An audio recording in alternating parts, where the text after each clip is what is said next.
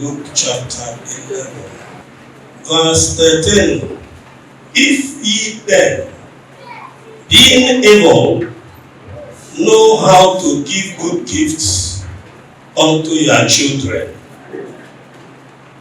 how much more shall your heavenly Father give the Holy Ghost to them that ask?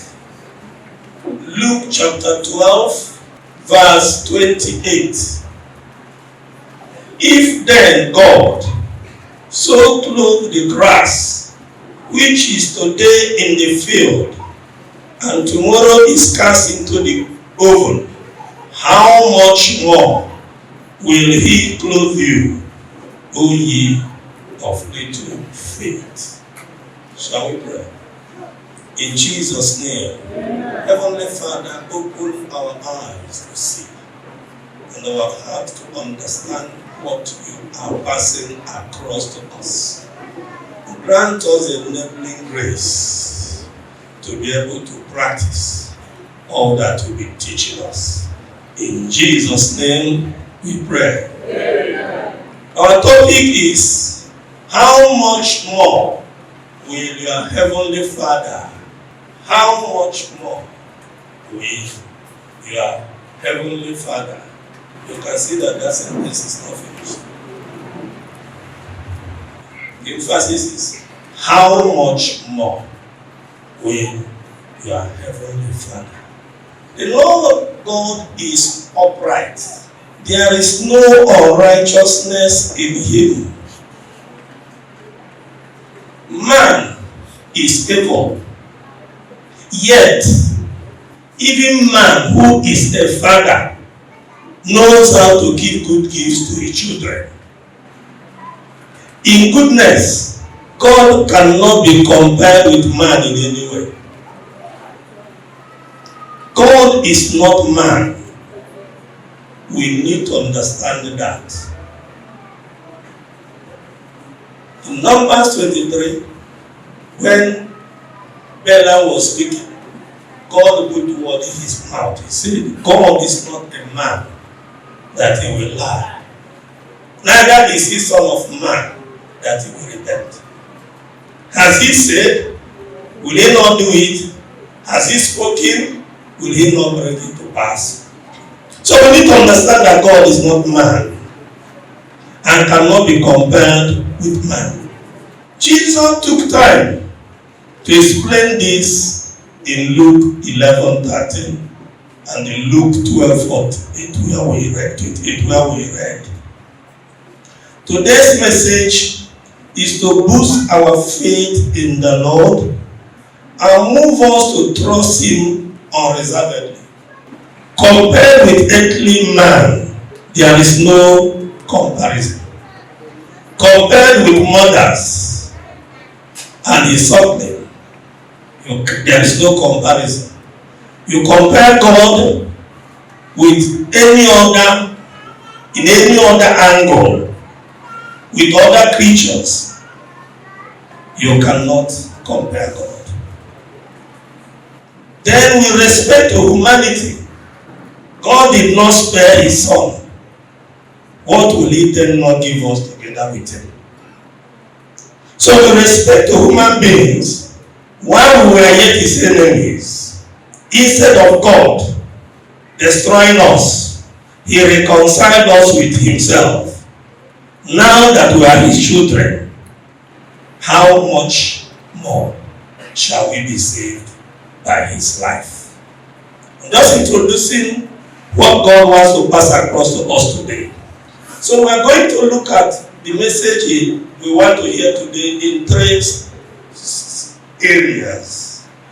In the first area, we are going to compare God with man and God's care for man, for things, and particularly for those who come to him. After which we are going to look at God in the context of the new covenant, when God sent his son. In this point, we will see God as God who seeks to have a relationship with human being. Here we see there's a sharp contrast between the God of the Bible, the God that He gave His Son, and any other God that is worshipped in any other religion. There is no other religion where their God seeks relationship with men. No. They make effort to get to God, whom they are not sure they will ever get to Him. The God we are talking of, God whom we worship, is God who seeks relationship with man. And He came seeking for man. So by the time we finish looking at that point, we now get it together by looking at this topic. How much more then? If God could take time to seek us, what do we think He will not give us together with His Son? Amen. So let's go to the first point. God in comparison with man. First, let me say that God is not man. Before Christ came, and when you are reading the Old Covenant, you will see God often speak to His prophet and say, I am God. Is there anyone like me? Can you compare me with any other man? So, you can't compare God with man in any way. Neither can you compare the God we are serving with any other God. It tells you that all other gods are works of men. God is self-existing. Has been existing from eternity to eternity. It's God whom no one can comprehend. He manifests Himself in three personalities, yet one God. And hear about God, you hear about Spirit of God, you hear about the Son of God. So, God is not man. And when He has a people, it is in Christ that we began to talk of God having children. Before God, Jesus came, God has His people. They were not His children, but they were His people. So this first point we're looking at, when God has His own people, He wants them to understand that it's not like any other God mentioned any other place in the world. That particular group He chose through Abraham, He made them to understand that they are unique because they have been found by the true God. There are no two true gods, only one. Before Christ came, they didn't know how to find Him, because you cannot find God except He finds you. Unless He reveals Himself to you, you cannot know Him. So that God revealed Himself to Abraham. And through Abraham, He got people He called His own. And so He was trying to tell them that whenever He has a relationship with people, even if His covenant relationship that didn't make the children, that they are unique and different from others. That there are things will work differently from the way things work for others. And that He, God, will defend whoever He has taken as His own. That's why He said, He who blesses you, I will bless. He who curses you, I will curse. And then went further to say that in you all the families of the earth will be blessed. He demonstrated it clearly. Although they found it difficult to believe in, yet, patient God, He continued to tolerate them. Many times they get annoyed with God and think God has forsaken them, and He continues to manage them and to manage them. God does not give up on His own people. I'm talking of those who are His people, not the lot of we who are beyond His people. We are His children. Now, to tell you where He says He distinguishes Himself from others and from how people behave. Can somebody read Isaiah? Isaiah 49 from verse 14. Isaiah 49 from 14. But Zion said, The Lord has forsaken me, and the Lord has forgotten me. Wait, that is what Zion. At a particular time, Isaiah 43:14. At a particular time, the people God calls his own felt that God has forgotten them and forsaken them. Zion, his chosen. Then what did God say? Can a woman forget her suckling child? Can a woman forget her suckling child? That is God talking. These are people we have relationship with. At the time they felt discouraged. What they were seeing was not what they thought they would see. And they thought the failure came from God's side. And he said, the Zion said, and God knows what they were talking, speaking in their heart. I don't know what they are speaking in their hearts as you observe circumstances around you. And God has a question. Can a mother forsake her suckling child? That is when God began to let them know that he has a bigger relationship than parents will have with their children. Than father will have with their children. But that the mother will have a suckling child. He said, can a mother forsake the suckling child? Finish God. That she should not have compassion. That she should not have compassion on the son of her womb. On the son of her womb. Yeah, they may forget. He said, human being may yet will I not forget. He said, human being may forget you. Mother may forget you. But I, God, is different. Yet will I not forget you. Do you see that God is different from man? Mother may forsake the child. He said, yes, they may. Can you forsake the child so you don't have compassion? He said, yes, it may happen. But it cannot happen with God. Yet will I not forget you. What did he do instead? Finish verse 16. Behold, I have graven thee upon the palm of my hand. Graven thee in the palm of my hand. That is how God engraved us in the palm of his hand. These are people that were not his children, but his people. But he said that we never leave you nor forsake you. That is God. In comparison with man. So no matter how wonderful a woman may be, as caring as they may be to the children, suckling children, they may forget. But God said, I will never forget you. Hallelujah. Amen. I think I've established the point enough that compared with man, man is nowhere.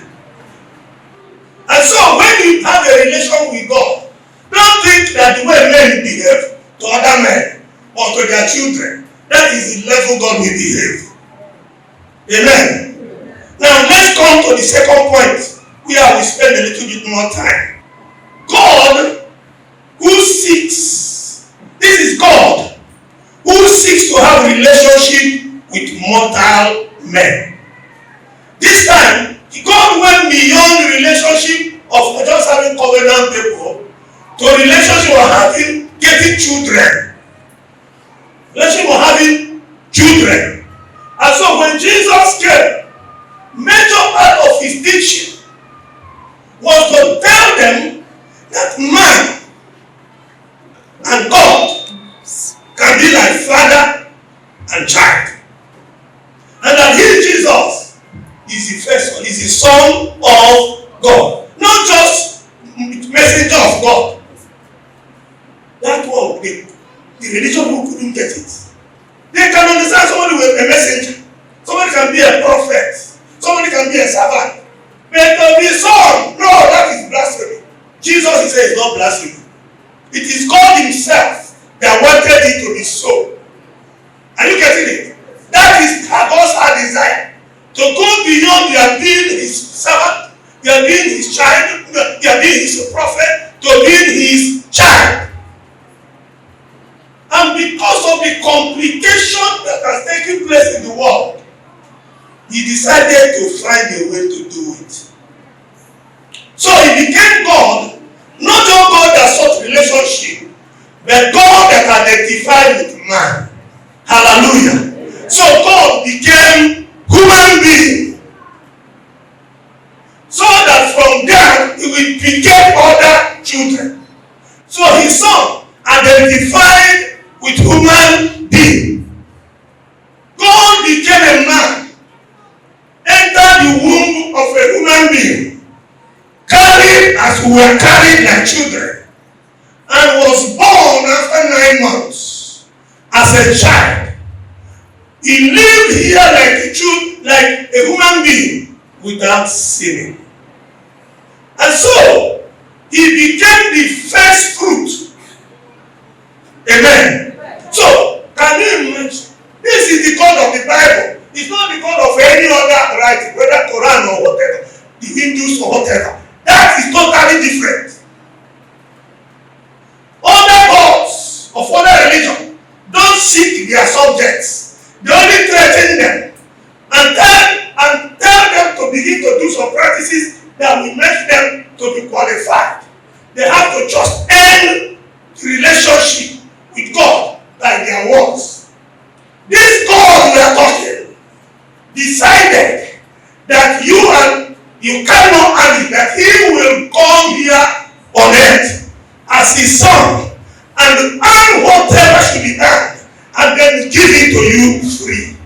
So declare that salvation is a free gift that is given by grace. That is a different God altogether.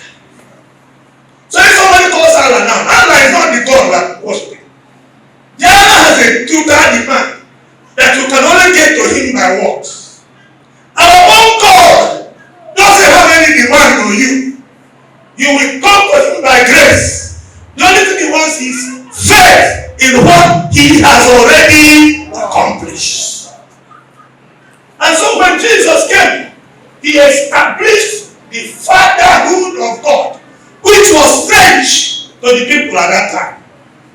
And coming to why he used that word, how much more shall your heavenly Father? He first of all established that God is his Father. And they didn't like it one bit. They didn't like it one bit. But that was the truth. You God is as my Father sent me. So the Father sent his Son, and he became man. He trusted his Father. When he declared through David in Psalm 16, he said, you will not abandon my soul, is sure. Neither will I allow the Holy One see corruption. He was expressing his trust that he was living his glory in heaven to come as a man, and he knew the Father would not abandon him. He knew his mission involved his giving his life, and he didn't bury in the grave, but he was confident, absolute trust in God, that God will not abandon him, and neither will God allow his body to decay. And God kept his word. Hallelujah. Yeah. On the third day, he rose again. It is that Jesus, when he eventually came, when the disciples said, teach us how to pray, he introduced the fatherhood. He said, when you are praying, say, our Father. In other words, he said, you are of the same kind with me. God is my Father. You are now my brothers. So call him Father as I'm calling him Father. None of the other disciples, none of the other prophets or teachers ever introduced God as Father to their disciples. John never did. So you can see how unique we are, who have come to Christ. The Bible says he's able to save to the uttermost those who come to God through Christ, because he liveth. All the messengers that came died and they didn't rise from the dead. Our Lord Jesus died and rose from the dead. That is a unique gospel, a unique relationship that God sought us, who were his enemies, instead of destroying us. Of course, he destroyed people in the Old Testament and killed the whole world during the time of Noah. But when the Son came, he said, let your anger cease. The understanding where I'm going at, what I'm arriving at in this message, so that we know the kind of relationship. The topic is how much more shall your heavenly Father, the God who did not abandon his will not abandon you when you have faith in him. So he told them, when you are praying, pray like this: Our Father who art in heaven, hallowed be. This thing he was teaching them was totally different from what they were being taught. It goes beyond religion. It's introducing a new relationship and life. And when it was being explained, Romans chapter 5, please read from verse 6. When we were yet without strength, in due time, Christ died for the ungodly. Stop there. God died for who? Not for the godly. How can God die for those who are getting him angry? It is natural that if you want to, you can die for somebody who is your friend, not someone who is your enemy. If somebody is good to you, you can attempt to die for him. But he died for the world ungodly. This is a unique gospel. This is a unique teaching. And it's the Son of God that was teaching it, making us understand through the Holy Spirit here. Now, verse 7. Scarcely. For a righteous man will one die. Yet, peradventure, for a good man, some would even dare to die. Okay, if somebody is a good person, and this person is good, oh, I wish they kill me. He will say, well, that man is good. Why should he be killed? He said they killed me. But how about somebody who is a criminal? That is bad. That is where the love of God stood unique. Other gods that other religions worship don't have that kind of compassion. They only have judgment in their heart. God has his love himself. Hallelujah. So your own God is different from God of any religion. So don't tell me let us have a ecumenism. There's nothing like that. You cannot bring God and devil together. There's nothing like that. This particular God we are talking, that sent his son, that coordinated in Christianity today, commended his love towards us in verse 8. In that while we were yet what? Sinners, Christ died for us. What does sinners mean? While we were yet offending God, while we were yet to break his commandments, while we were yet opposing him, while we were yet abusing him, Christ died for us. That is unique. The God who seeks for relationship and God who seeks to save and not to destroy his enemies. That's what is proved here. When we were yet his enemies, when we were yet sinners, Christ died for us. Oh, true. You will see, after Jesus came, you will notice it that God was not interested. When Christ was there, wasn't interested in destroying those who oppose him. Those who oppose him as a son, he doesn't. But the disciples he were training still carry the old mentality, which was culminated in the law. Love their neighbor, but hate your. So if my enemy come, I will command fire to destroy him. Jesus said, no, things are different. Why? Because there is another spirit. There is manner of spirit you are made of. Amen? Let us know it. It's not just that we are coming to church, but that by God's grace I came to say that truth is done. Understand what God is saying. You can't hear because you have been born again. To be born again means you have become a child to God, who Jesus is your elder brother. And he's saying when you want to pray, say, my Father who is in what? Heaven. Not my God. I say, my what? Father. So God has become our Father. Hallelujah. And then, instead of punishing them, he had ways of saving them. We are coming. Step by step. I want to give you some instance in the new. When Jesus was there, and when after Jesus rose from the dead, all the people, a big one, who came out to oppose Jesus and whoever stood for Jesus and wanted to kill them. One of them was Saul. It's not a big thing for Jesus to call fire and consume him and scatter him. What did he do? He sought him to save him. This is a mystery. The man that had arrested some people, threw some of them in prison. When he met him, his interest was to save. And so, brethren, if you have come out to be a child of God and to be a minister of God, you are not going to do different from Jesus. Don't command that people should die. No, let your aim be that even the worst enemy of God and you shall be what? Saved. He told them, the Son of Man came not to destroy lives, but to save. So he arrested Saul and told him to reverse and preach that thing he was against.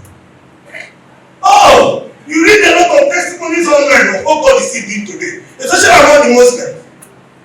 All the serious ones that hated God, that hated Jesus, hated Christians, Jesus will just appear to them and convert them and turn them to be his children. Hallelujah. Yeah. That's the God that talking.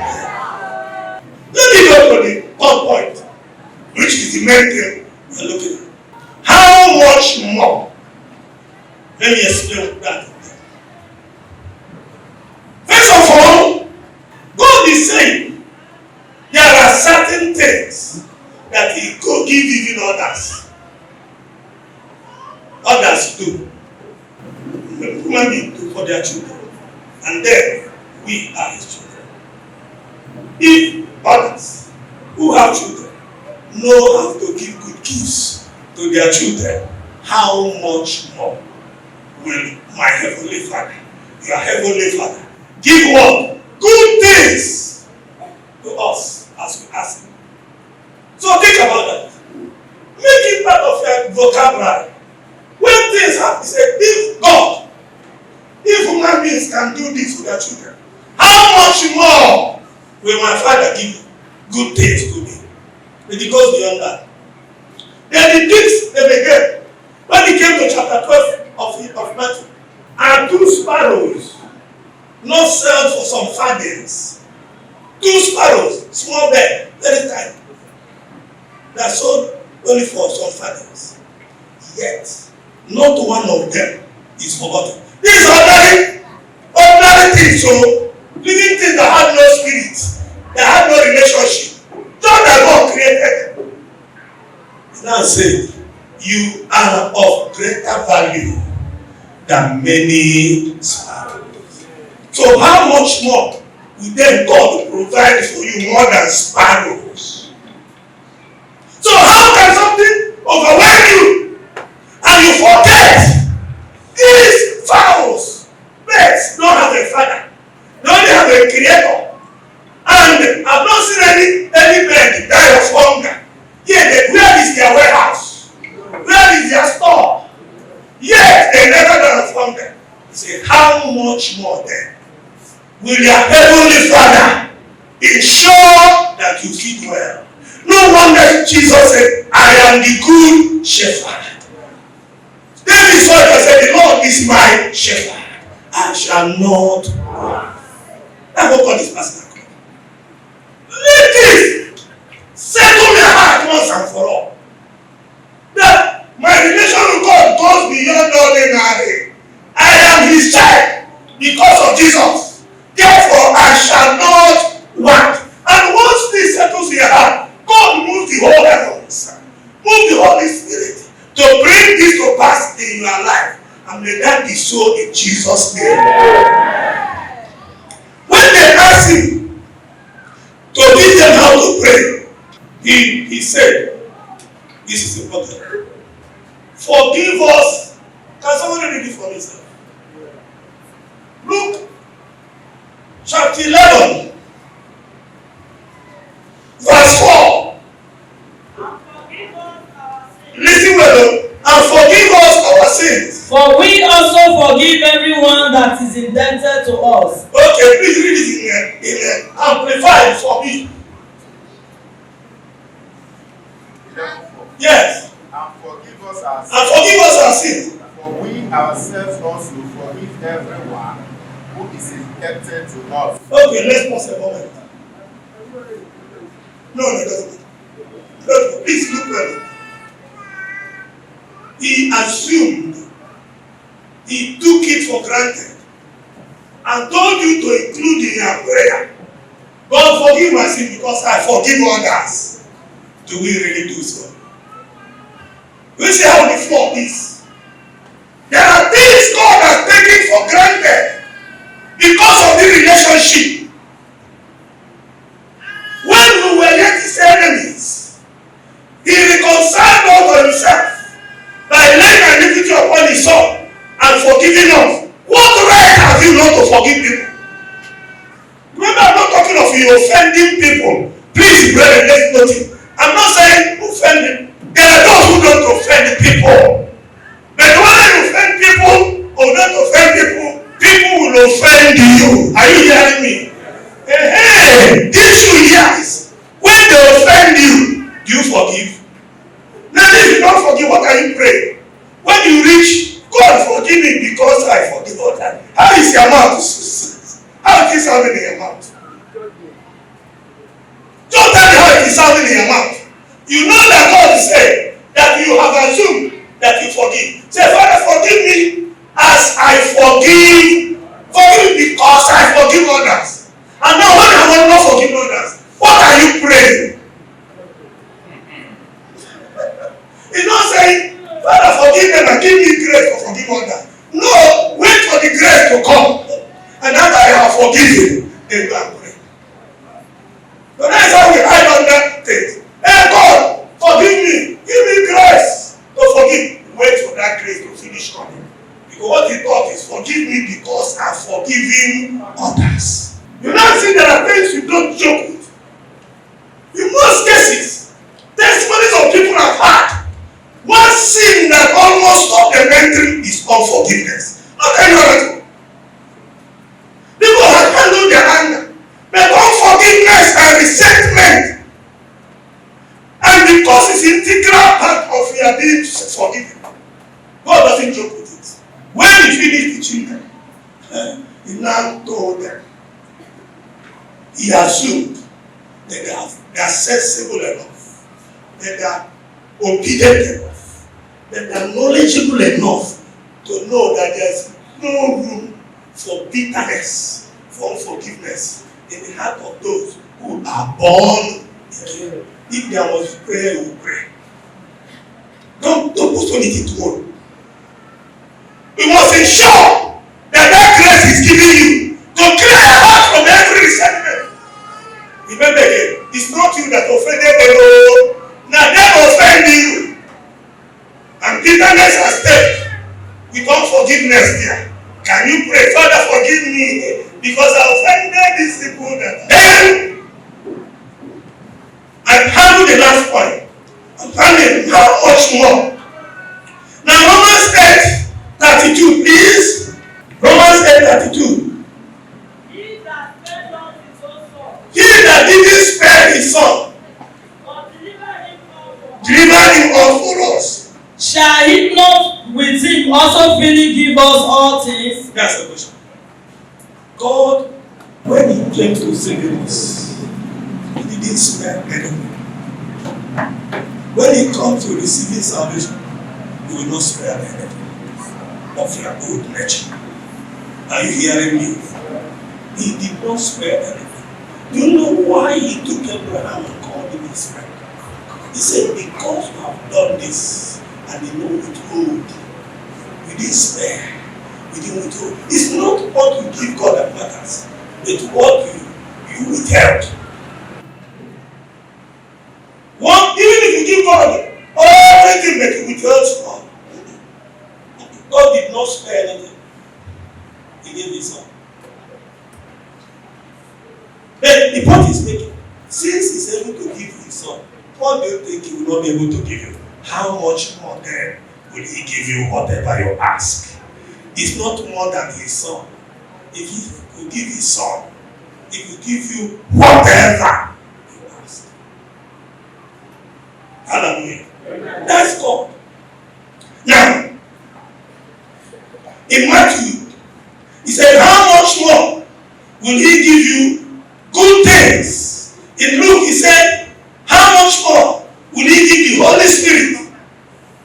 No wonder when you come to receive Christ, as soon as you receive Christ, he said, repent and be converted, that your sin will wash away, and you have what? Refreshing. Yes, someone you receive, it is the Holy Spirit. He said, repent and be baptized in chapter 2, and you will receive the gift of the Holy Ghost. Once you have received Jesus, God doesn't spare anything. If he gave you Jesus, how much more will he give you Holy Ghost? If he gives you Holy Ghost, how much more will he give you health? If he gives you health, how much more will he give you resources to sustain yourself? How much more will God give you strength, give you victory over the enemies? Oh, when God started speaking, he said, it is God who justifies, who shall condemn? How much more will God defend you when people come against you? He gave you his son. He can deal with your enemies. In the name of Jesus.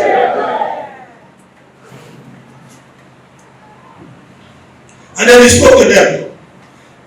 Some people, hey, if you are in other religions, you wonder whether I can make it, whether my good deeds.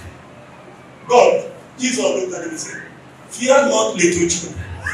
It is your Father's good pleasure to give you the kingdom. If he gave you his son, how much more will he give you the kingdom? God did not send his son to condemn the world, but that the world will be saved to him. Are you getting the message today? God is saying, is there anything that he will not give you together with son? How much more will your heavenly Father give good things to them that ask?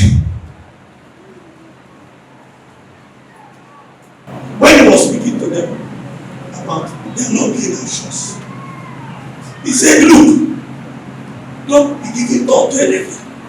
The body is more than clothing and so. The body is more than clothing. He said the Gentiles were seeking for this, but your heavenly Father knows that you need them. The heavenly Father knows that you need them. If he gave you his son, how much more will he give together with him all things? In the name of Jesus. Shall we begin to talk to God? Of greater value than many sparrows. He said, if you consider the lilies, how the God has arranged, saving Solomon is not arrayed like one of them. If you could array flowers, how much more will God array you with good things? But okay, come.